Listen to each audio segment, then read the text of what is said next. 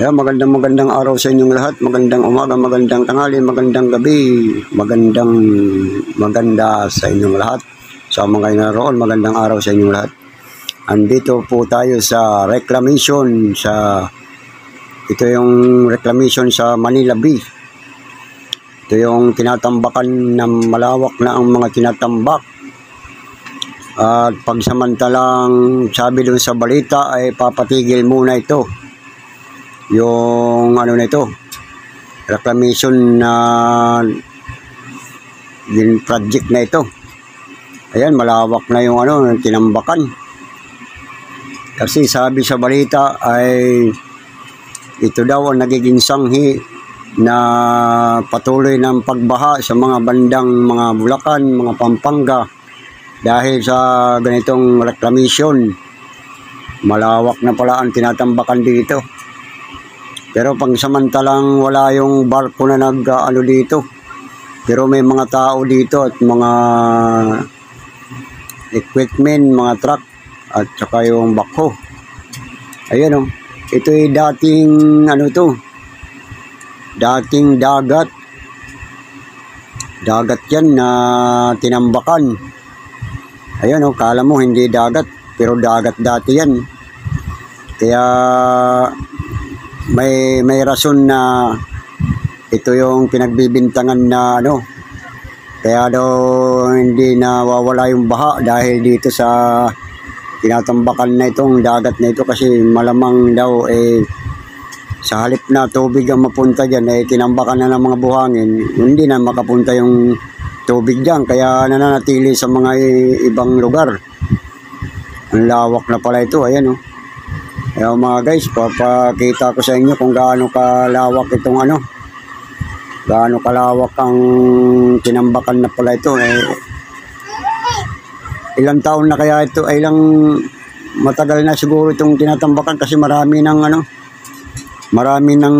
malawak na. Hindi lang ito buwan ang tinambak dito, siguro malapit na yatang taon ito. Malawak na pala itong tinatambak dito na buhangin. Kaya ayan naging lupa na yung dating dagat. Malawak pa yung dito, yung parang plano yata parang malawak pa yung plano nila na tatambakan. Halos kalahati pa lang ito yung natatambakan na ito. Mayroon pa silang itatambak diyan, kaya yung dating dagat magiging magiging lupa, magiging wala ng tubig. Kaya ayun na sa balita, ito raw yung tinuturo na kaya bumabaha sa mga ibang lugar dahil dito. Kasi napakalawak nga naman ng tinambak dito. Sa halip na mapunta yung tubig, tinambakan na ng mga buhangin, hindi na makapunta din yung Ito ngayon wala tayong makikita dito na barko na nagbubuhos ng mga buhangin ng panambak. Nakikita lang dito yung mga bulldozer, backhoe. Mayroon pa rin pangilan-ilan na parang tuloy ang trabaho, pero yung nagbubuhos ng buhangin ng mga barko parang wala. O pansamantalang ititigil yata ito o tuluyan nang itigil ito, kasi talagang wala na yung dagat Ginawa ng ginawa ng lupa yung dagat Ang lawak na pala niyan. Ang lawak-lawak na mga guys. Ayun Ang lawak na yan. Pero yung makikita natin na tinambakan na ng buhangin, kalahati pa lang yan sa plano. Yung baga sa yung natambakan na yan, kalahati pa lang yan. Mayroon pang ganyang kalawak na itatambak pag hindi na itigil ito. Kung ituloy-tuloy talagang pagtambak. Ayan ang ayun yung mga puti na yun. Yung bandang puti na yan, ayan ang tatambakan pa nila para madugtong dito sa bandang itong malawak na ito. Yung puti na yun. Kaya ayan kita mo ayan yung parang plano nila, batambakan pa yan, yung puti na yun hanggang doon Kaya kung babasihan natin, yung itong natambakan na ito, parang kalahati pa lang ang natatambakan sa plano. Parang ganun. Kasi malawak pa yung nakaguhit na yun na puti. Yun yata yung pupunuin eh. Yun ang pupunuin na tambakan eh. Parang yun ang pinakaplano. Kaya siguro nga, ayun yung puti na yun. Tatambakan pa yan. Kaya nga siguro nga na parang may rason yung naayon doon sa balita na ito raw ang nagiging sanghi dahil patuloy na pagbaha sa mga ibang lugar. Kasi yung dapat mapunta dyan sa tinambakan na yan, hindi na makapunta yung tubig dyan. Kaya hindi na nawawala doon sa limbawa, sa Bulacan, Pampanga, kung saan man yan, Nueva Ecija o hindi na napupunta dyan. Kaya yun ang rason, ayun daw ang sanghi. Kaya sinabi na natin Pangulong Bongbong Marcos na parang ititigil daw muna ang isang reclamation project dyan. Di lang natin alam kung ito yung ipapatigil kasi malawak na ito eh. Ito yung malapit sa sa Pasay na ito banday. Sa may malapit sa PICC complex. Sa may mga sa Senado. Ito yung mga karugtong. Sakop na yata ng Pasay, sa Pasay na yun eh. Dati kasi yung PICC na yan, yan eh. Dagat din yan. Tinambakan lang yan eh. Tinambakan lang hanggat na ngayon yun, may mga building na. Kaya tinayo yung Senado doon, yung sa bandang dagat yan eh. Yung kinakatayuan ng Senado. Dagat dati yan eh. Kaya ayan yung may puti na yan oh. Yung parang may guhit na puti. Ayan, tatambakan pa yan.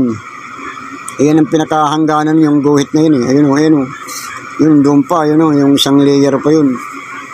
Mayroon pa rin doon, kaya malawak pang tatambakan nila. Kumbaga sa hindi pa sila nangangalahati. So, parang 1/4 pa lang yung mga nagagawa nila, kaya yung dagat na yan, mawawala na yan. Magiging lupa na. Kaya yun ang natin.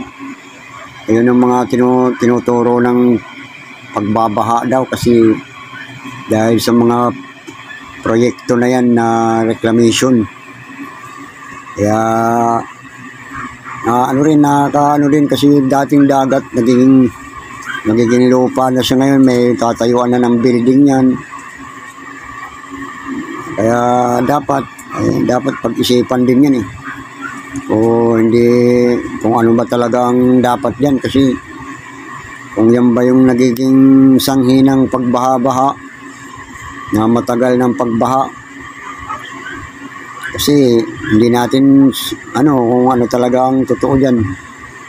Pero kasi siyempre yung tubig na yan, hindi na makakapunta dyan. Sa halip na yung tubig na pupunta dyan, hindi na siya makapunta kasi may tambak ng buhangin. Hindi na makapunta dyan kasi naharangan na ng buhangin eh. Kaya maghahanap ngayon yung tubig na kung saan pupunta o kaya manatili na lang sa kung saan manggaling yung tubig na pumupunta dyan dati.